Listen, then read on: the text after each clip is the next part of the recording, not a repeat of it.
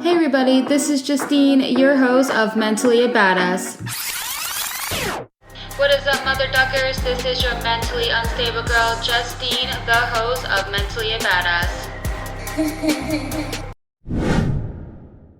Hey everybody, welcome back to Mentally a Badass. My name is Justine, and today we are interviewing my friend Bebe. She actually was on this show in the past in season 1. So if you guys are Mentally a Badass OGs, she is from the episode we talked about content creation and mental health. So today we are actually going to talk about mental health in the entertainment industry. So let me give you a little introduction of who Bebe is. She's a content creator, a dancer, and a performing artist, creating content on how to fully be your most authentic and confident self, being who you are, as you are, and going full Delulu until you get there. Confidence is a choice, and she helps you get there no matter what path you are with your self-confidence, while also discussing her own journey of becoming a professional dancer and creator. She shows you how she's following her dreams so you can feel confident enough to follow your own. So welcome back to the podcast. Oh my gosh, thank you for having me. Oh, I feel like a celebrity. I love being here. I love having these conversations with you. You feel like a celebrity? Oh my gosh, I've never heard that one before. I appreciate you. I think it's also just an inner reflection of like, I think I'm a celebrity, so I feel like one. Oh yeah, they're going the whole full Delulu. Love that for Full you. Delulu. Full I mean, you got Delulu. to. You really got to, because you got to believe in yourself. And people who go full Delulu are the ones who pretty much make it. So you got to fake it till you That's make my it. That's plan. what they say. That is my plan this summer, is to fake it until I make it. Yes, I love watching you kill it. And the whole confidence thing, as you were saying, I do see your confidence in there. And it definitely, I feel that energy. And I'm just like, I watch your stuff and I'm like, yes, girl, like slay. And you're still doing like YouTube and everything, right? I saw you hit a certain mark. How many? I think, what do you got? 10K right now? Yeah, I just hit 10K on my YouTube channel, and I'm really, really excited about that. Congratulations. Thank you. Thank you. Absolutely. Yeah, no, that's absolutely remarkable. I've never gotten there. You know what, better than me, girl. you took a new path in podcasting, and look what it's gotten you. Yeah, no, you're absolutely right. I did take a different route, and I feel like, things that are meant for me will be meant for me, and, same vice versa. I think when I first started talking to you, I think you had like around maybe like 2,000 followers, 2,000 subscribers. I think so. When we first met, because me and Justine go way back, pre-COVID, like 2018, I think, is when we first like connected on the internet. So I thought that when we first met that you had around 2,000 subscribers. No, I actually I had like less than 1,000, and I grew so, like, I grew from 1K to 3K in like a week in 2020, and then just like I was at 3K for so long, and then I finally hit 4K in 2023, and then September of 2023 to now, I have grown like 5,000 subscribers since then, or not even, like more. Like, I've grown to 10K in such a short amount of time, considering. But I've been on YouTube for like 7 years, so it's like, it feels like it took forever. But I really wouldn't have it any other way. I'm really grateful. Yeah, no, definitely. And honestly, out of every YouTube friend that I've had over the years, I think you're the only one who's stuck with it.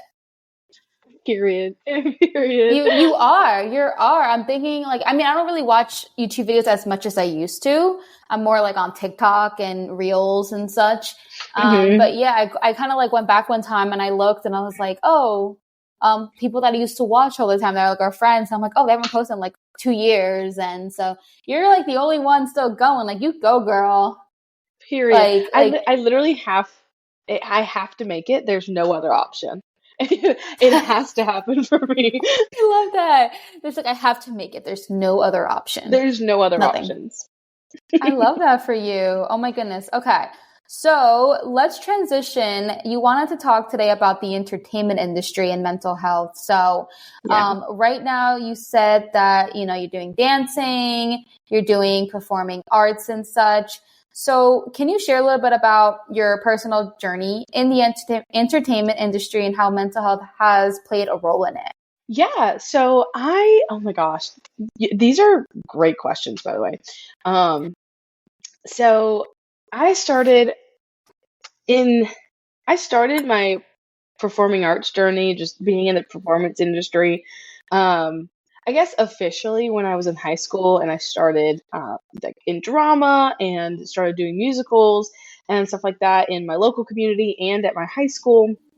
Um, and that moment, like the very first time I did my first musical, I was like, this is it. This has got to be my path. Because I was already in dance prior for a few years, but it was really when I started theater that I was like, this has to be my career. Like there is no other options for me. Which is, naturally how I found myself in content creation because I was born to be a star. And I tell that to myself over and over again. Like I said, have no option. I have to make it. Born to be a star, forced to work a survival job. Um, Started when I was really young, which is not always the best thing because you when you Mhm. grow up in that environment, you think things in that environment are normal and fine, and everybody tells you it's a lot of pressure to be a star, and like I totally get that.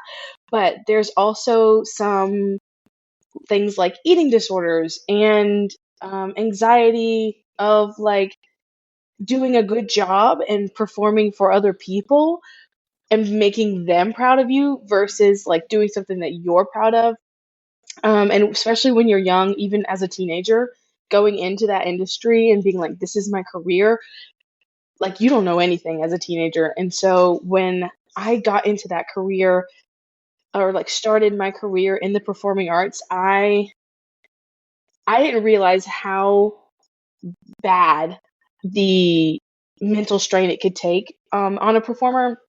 And so when going through college as a theater major and a dance minor, there were just things that I realize now that were like not okay that was said to me that I thought was like, oh, they just want me to be better. They want me to do better.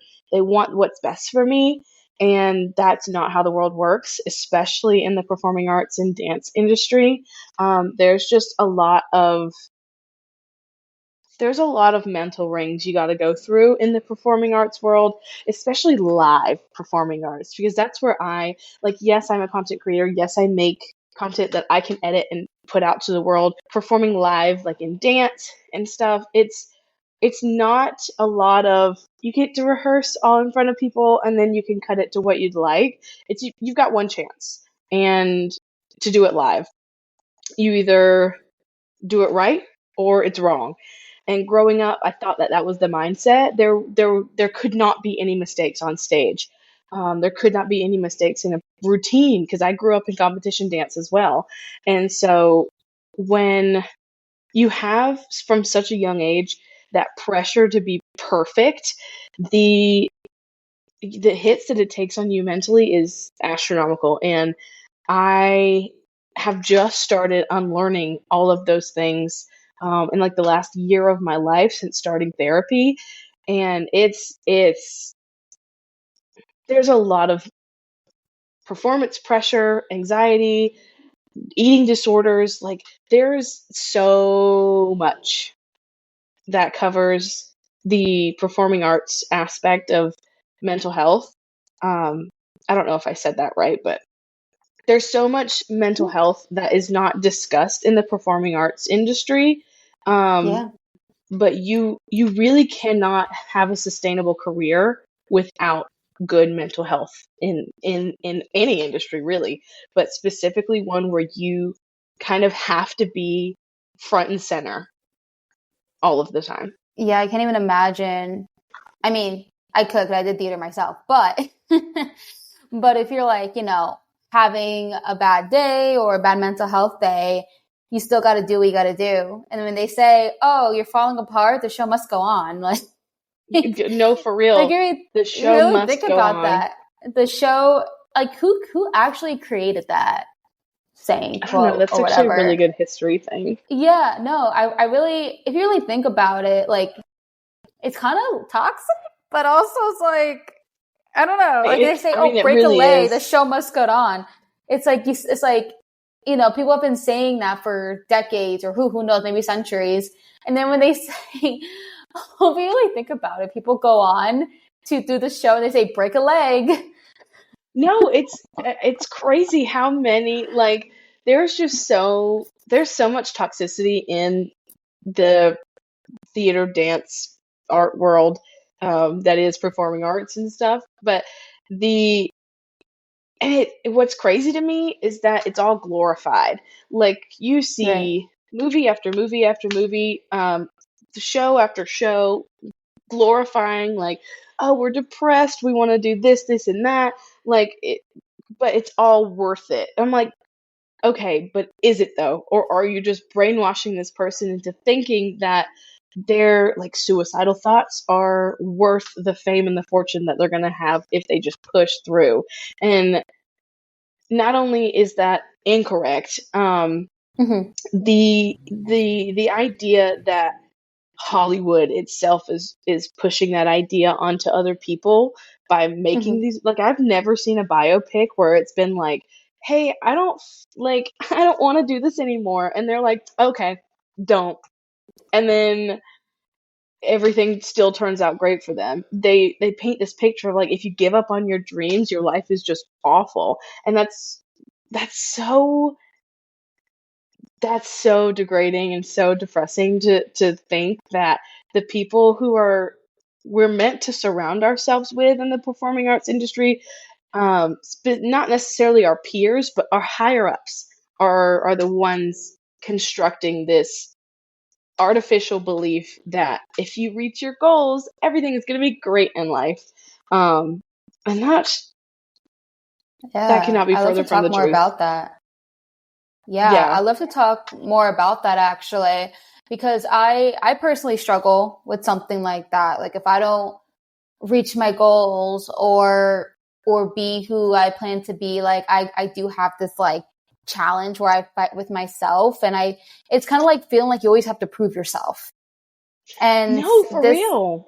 yeah, for a second you said no, that's wrong. I'm like, oh, that's what I thought you said for a second. I was like, when you said no, I was like, oh shit, am I like, do I have an unpopular? No, I actually, was you're like, do I the have an? only one that feels this way. I was like, is this an unpopular opinion? Like, No, girl, you're preaching to the choir. Like, I said that, and I know that I shouldn't feel that way, but I still do. Like, there is it's this hard. overarching theme for some reason that young adults, if you don't achieve something by the time you're 25, 30, someone's literally out to get you. Like, they are coming for you, they're going to find you, and they're going to eliminate you.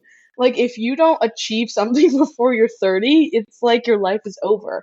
And I'm like, okay, I'm 26, and I definitely don't feel like my life is going to be over in the next 3 years if I don't achieve anything. Oh my gosh, I love how you said that because I mean, a lot of us feel the exact same way. And with social media, we all talk about it.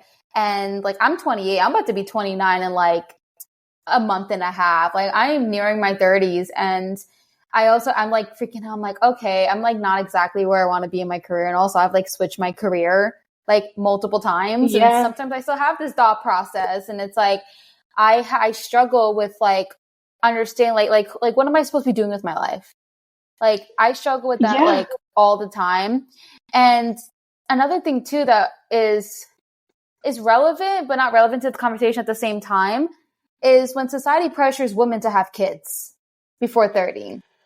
And that's a thing in the performing arts industry that's, like, so taboo. Nobody likes to Mm-hmm. talk about women having children because if you don't have kids, you're ruining your life. If you do have kids, you're ruining your career. So I'm like, okay, I'm caught in the crossfire of here of, should I have a kid or should I have a career? Because in especially live arts, like, in the entertainment industry, if you have a child, you're without a job for a very long time. Mm-hmm. Specifically in the spotlight. Like, I know these big celebrities can do it, but the small girls, the small girlies like us, we don't have that luxury of being able to afford childcare and continuing to do our job. Like us middle class girlies, we're not not in that tax bracket of being able to afford a career and a family. And until I get to that point, I'm going to be selfish and choose my career because I'm here Hmm. first. My child can wait. And if not, if I don't get to have kids when I'm older, oh well. I made myself happy without Hmm. having to sacrifice myself for a life that doesn't exist yet. So I'm going to choose me and be Yeah. selfish over and over and over again. And I will say that to any and everybody who will listen. Yeah, and the thing is that it's kind of horrible how they've put that thought in your mind and on a lot of women's minds is that it's selfish to not have kids. Like what? when did How? that become selfish? It's like that's so rude to say to a woman. It's like right now, I mean, I do want to have kids down the road. I do, Hmm. but I want to have kids when I'm like ready, like I'm financially stable. I mean, yeah, for for, for a kid. I mean, I'm as a one person, I'm fine, but like I want to be able to be financially stable to, be able to feed my kids properly, not feeding them like crap, like ramen or something. I want to Yeah. be able to like, I mean, I am home now working from home, so I do have that privilege right now, but I want to make It sure would I be stay at that. 10,000 times harder if you had a kid with Yeah. you right now. Oh yeah, Not, yeah. 100%. I've experienced that firsthand when I was taking care of my friend's kid. When she went to work, I offered to, since I work from home, like I'll like take care of your kids so you can save money on a nanny. It was so hard to get work done. I could not get work done, and I started work when my friend got home. So she would like get home sometimes at like 8 p.m. and I'll start work at like 8:30 p.m. at night. And Yep. I did not think it was going to be like that. And it was because when I was trying to do something, I would always get something every 5 minutes. Like, oh, I want this. It was like literally every 5 minutes. And I would try to be No, like, for real. I would literally negotiate with a toddler.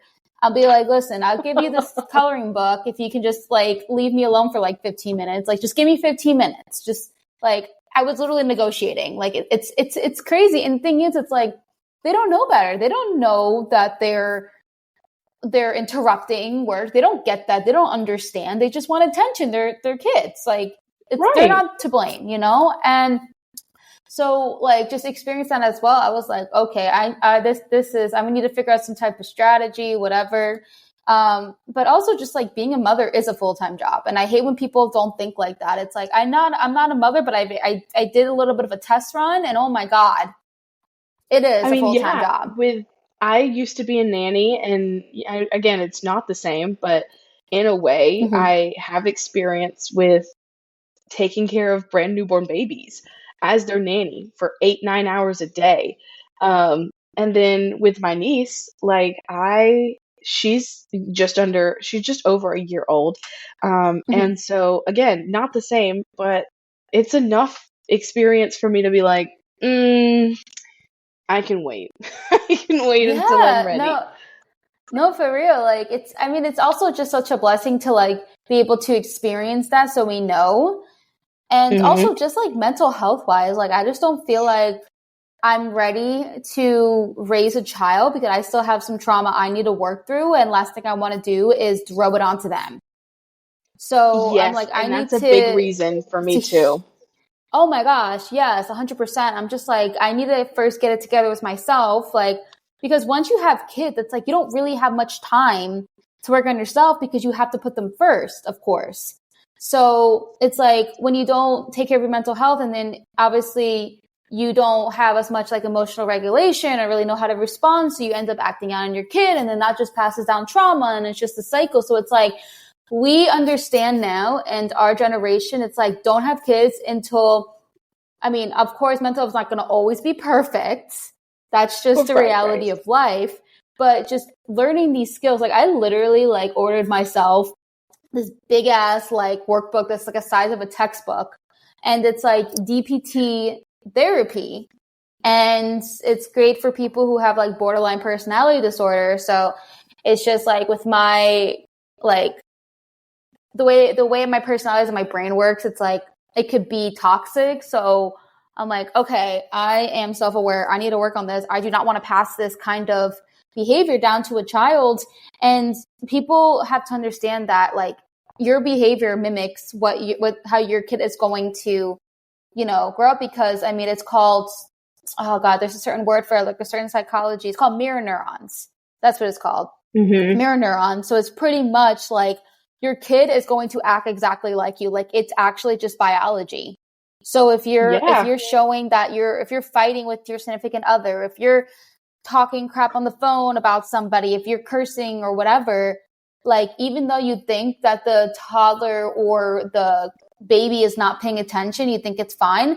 Like, they may not like consciously be paying attention, but subconsciously the brain is actually taking everything in. So if you're around saying fuck and they're like 1 year old, let's say, you think, oh yeah, it's fine. Then, like, when they can start actually talking, they're like saying fuck. And you're like, what? Why are you saying that? Where'd you get that from? Girl, be so for real. It was you, Betsy. Yeah.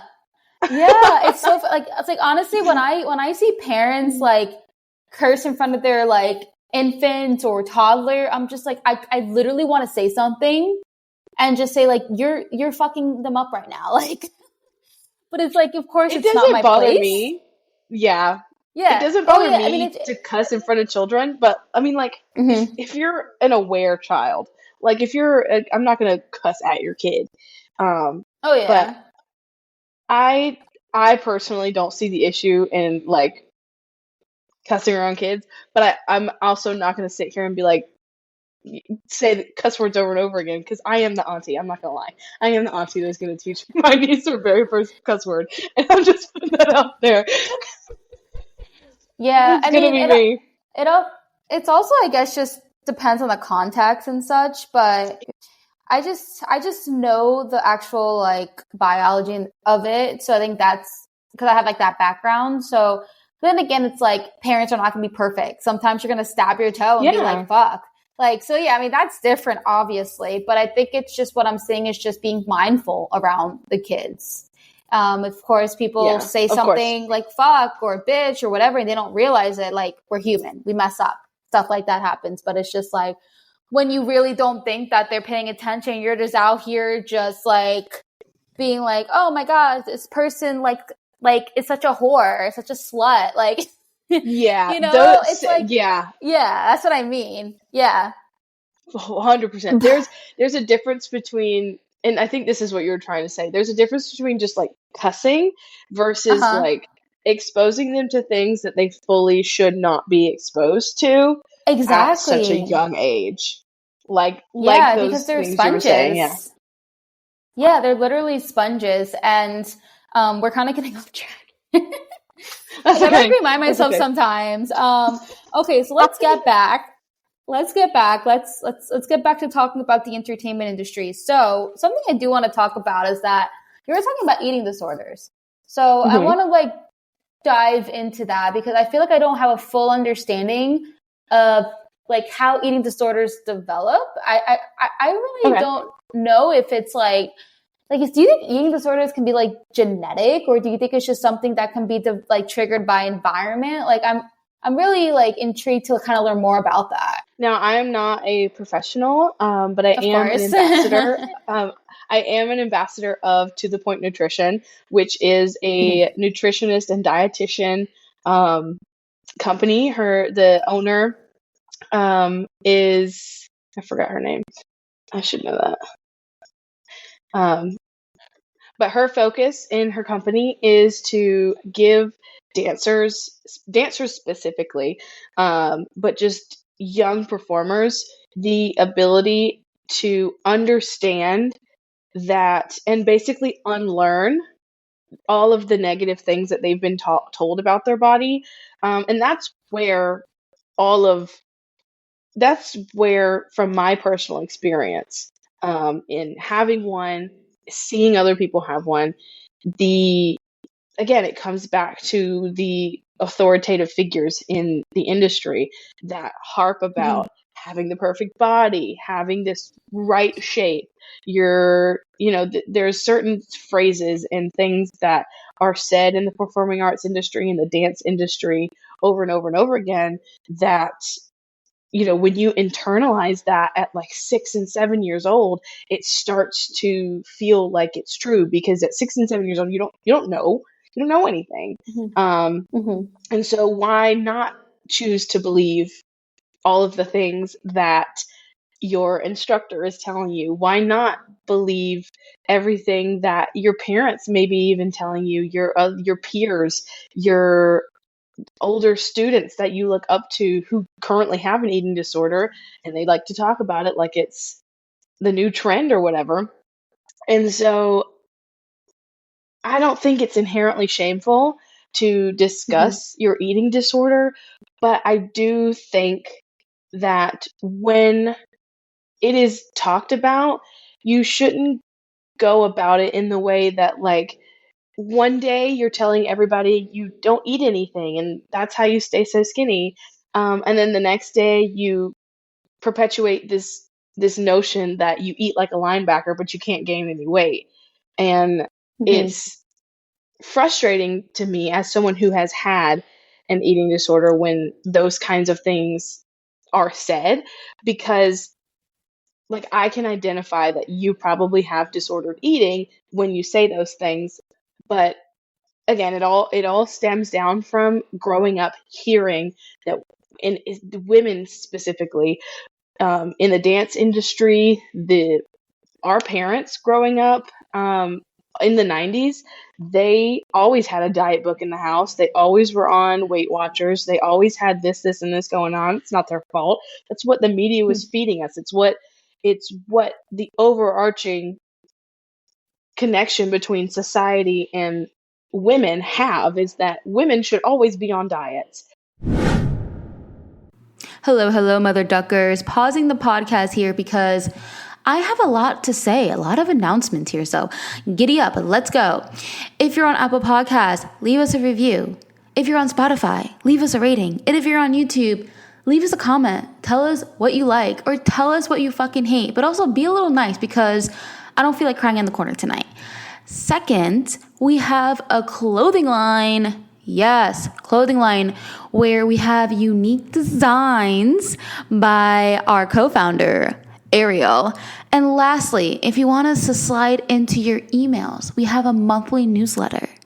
So everything is in the description. Go ahead and take a look. And yeah, let's get back to the show. Women should always be trying to lose weight. And if you're not trying to lose weight, what are you doing with your life? And so being fed that from, even my parents were fed it from a very young age. And then again, they don't know any better. So they're going to pass it down to them, to their kids, to us. And when it's perpetuated at home, in the dance studio, and on the stage, plus you see all of these actors in movies and TV shows and in theater, and they're all very small people. You get the idea in your head that, oh, I have to be as small as possible, otherwise I am not going to succeed in the performing arts industry. And thank God that that's changing. But there's really only been change amongst peers. Like, my coworkers have really only have this thought process of like, okay, well, a dancer could be any size, and like that's the truth. But again, it's the studio owners, it's the producers in theater, it's Hollywood that is like, yeah, we're gonna say that you can be this type, and we're gonna hire one to be the token whatever every now and then, but predominantly we're gonna hire skinny blonde white women and really buff white men. And so what am I saying? And eating disorders can come from all over the place, but it's really that perpetuated notion that we only hire one kind of person. And even as a child, you don't understand that that's what you're striving for. You just know you want to be enough for somebody. And when you think being a certain size, being small enough, and when you are praised not only for how your body looks, you're praised for not eating. You are praised for not jiggling. You are praised for being able to see your ribs in a dance studio at such a young age. It is really hard to not compare yourself to the other girls, especially me. I've never been like super duper tiny, except for when I was a child, like a baby. But as a teenager, I always had I was a little thick.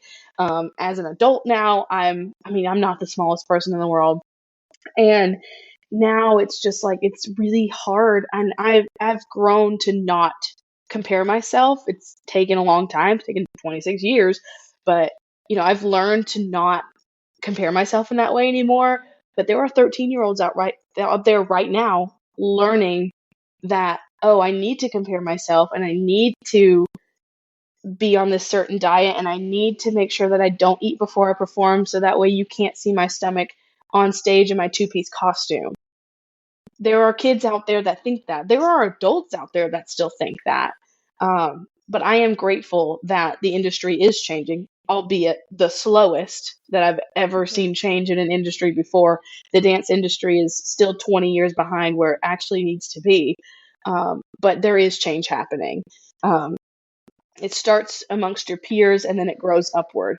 Right now, we are not making the waves that we need to be making in the dance industry, but it's getting there. It's getting there. That's good. Did you ever watch the show Good Trouble? I haven't. Yeah. Have you seen Fosters? The Fosters? Yes, I do know that show. Yeah. So the Good Trouble is a spinoff. Okay. I'll need to check it out. Yeah, and they actually what you were just talking about. They actually bring up that topic in the show. There is one of the characters where she grew up with her mother, pretty much giving her this comment saying you have to be skinny for a man to be interested in you and such. And then I think she went to New York and she came from like doing musical theater and such, and she had a hard time doing musical theater because with all of those beliefs that she had as a child went into doing musical theater. So when you're saying like how challenging it can be while being in musical theater and then coming with that when you had that childhood wound, like that's really hard. She eventually did stop. She eventually did stop doing it. And then that's when she moved to like LA and became a teacher and such. But she did do a lot to like help heal from that. I mean, before she said that she used to be like anorexic. And that's where she had, challenges, with food and such. And then, she, over the seasons, the character development is phenomenal. I loved it because in the beginning, you could tell that she, was struggling with her mental health, not just like sadness, but also anger and how she kind of projected on other people. But, her character development is phenomenal. She did a lot of healing. She's, the biggest thing in healing that she's done was standing up to her mother, because her mother is literally like the point of this core belief that she developed that she brings to her adulthood, and it's so challenging for her career.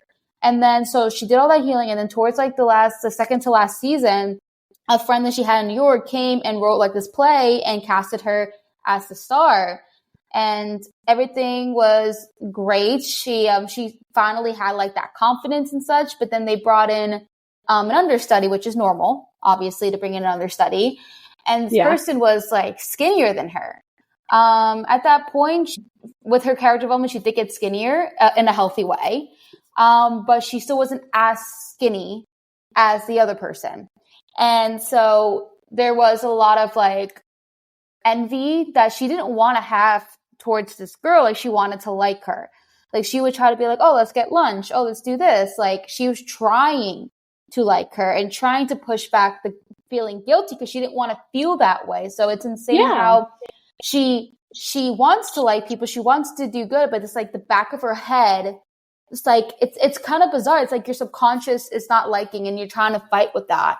And it's crazy that that woman actually was denying going to lunch with her and was kind of being a little sketch with her. And then so the girl was like, why you like, do you like not like me? And then the other girl was like, oh, well, I think you're being fake with me.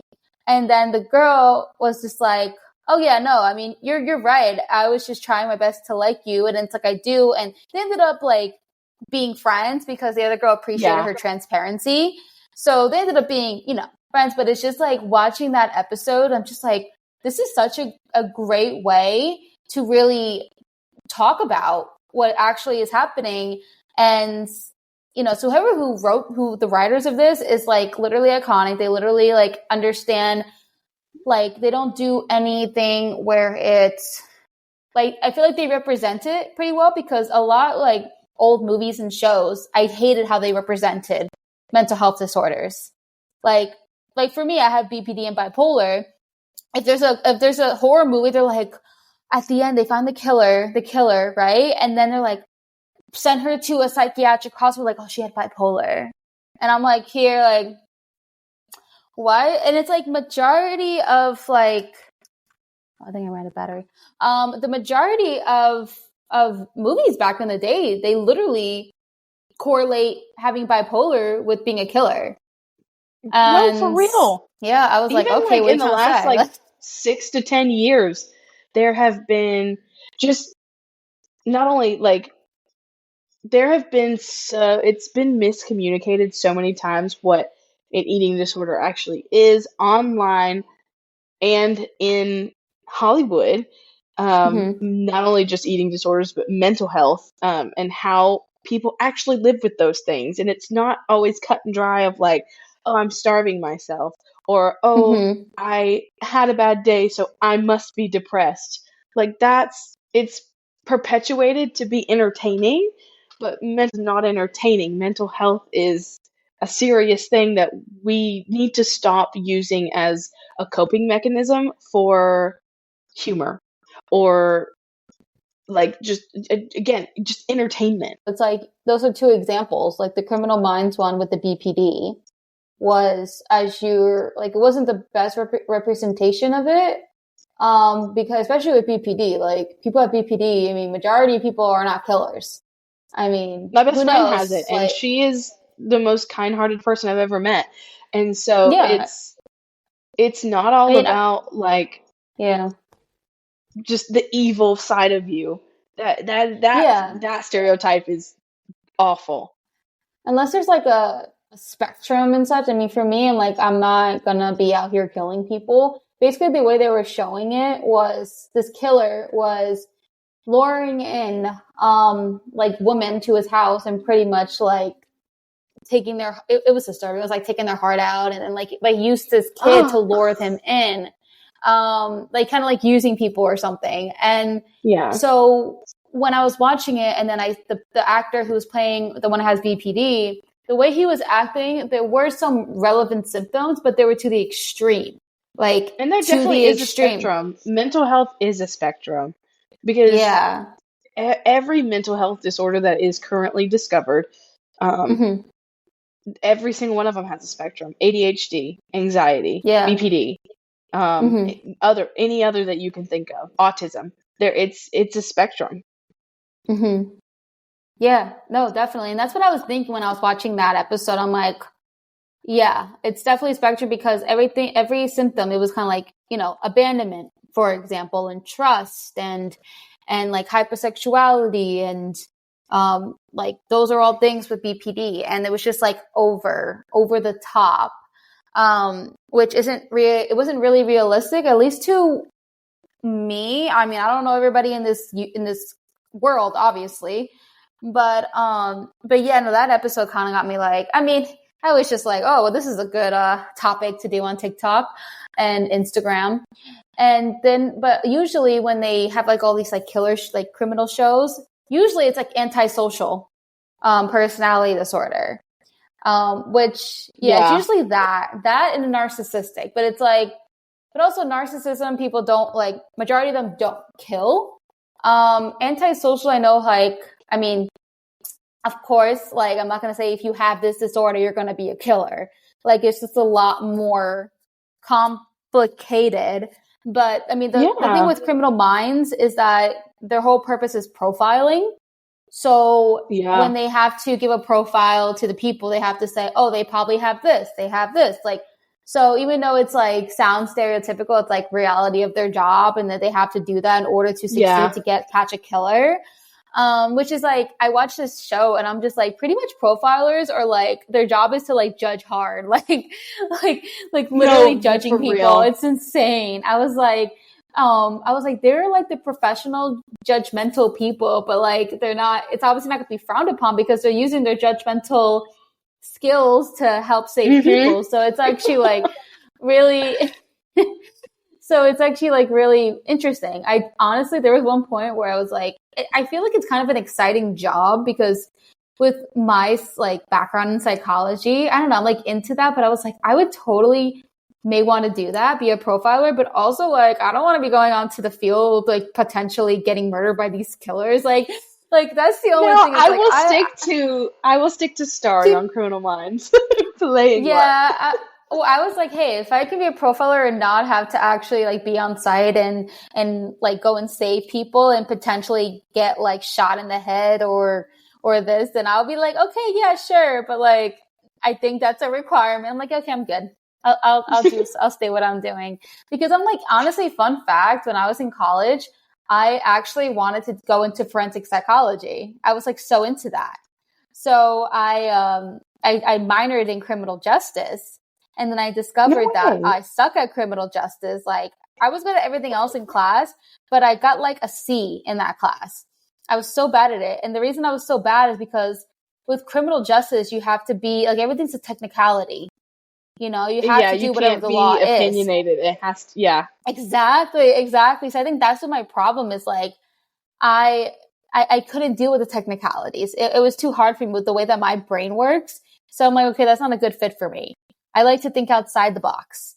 So I was Mm-hmm. like, okay, that's not for me. And then I did take a psychology of law class and I got an A in that and it was so much fun. I really enjoyed it. And our like like our semester project was to do a mock trial and to be able to, for your client to be able to prove, uh, not guilty by reason of insanity. And so that was like our job. I think we did well. I think I was able to get our client to not go to jail. I don't remember, but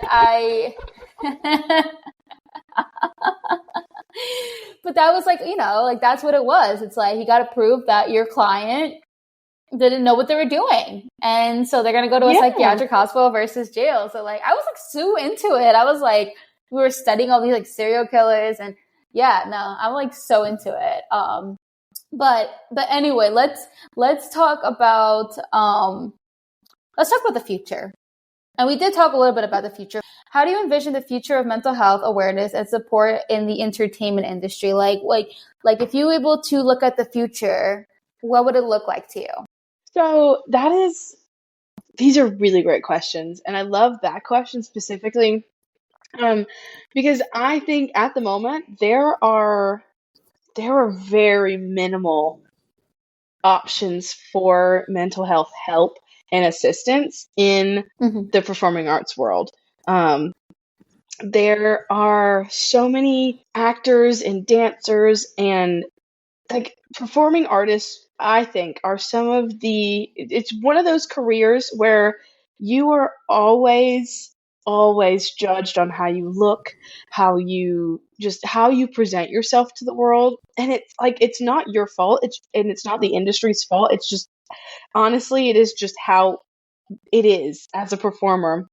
You are constantly perceived. And that is a really hard job, like content creation included. To be perceived by the masses is incredibly difficult because people in their day-to-day lives who aren't actors or performing artists and content creators don't get that kind of feedback like we do. Mm-hmm. And so for that to be one of the hardest jobs to have, quote unquote, in comparison, um, for mental health, I it is crazy that there is so little opportunity and options for said individuals. Like I said, I am an ambassador for To The Point Nutrition, and she has a bunch of, you can go to her for eating disorders, just a bunch like mental health options and stuff. Um, and you can get her as a coach for like a dietitian, all that fun stuff. And she truly does want what's best for you. So there is that. But outside of that, I really don't know of any assistance for mental health in the performing arts industry. And so it would be really nice to see, again, coming back to, we need to be making leaps and bounds quicker, because the performing arts industry is just 20 years behind everything else. And I feel like even if there's just one or two improvements in the next year to 5 years, that's better than what we've been having and what we currently don't have. We just don't have access to it easily. Changing contracts to have we have physical therapists and we have medical, but we need mental health in our contracts of like, hey, if you're gonna sign to this contract and be a part of the show, we do have a therapist on call that you can schedule appointments with weekly, if you don't have insurance of your own. Thankfully, I do have my own therapist outside of the dance industry, and then the performing arts industry as well.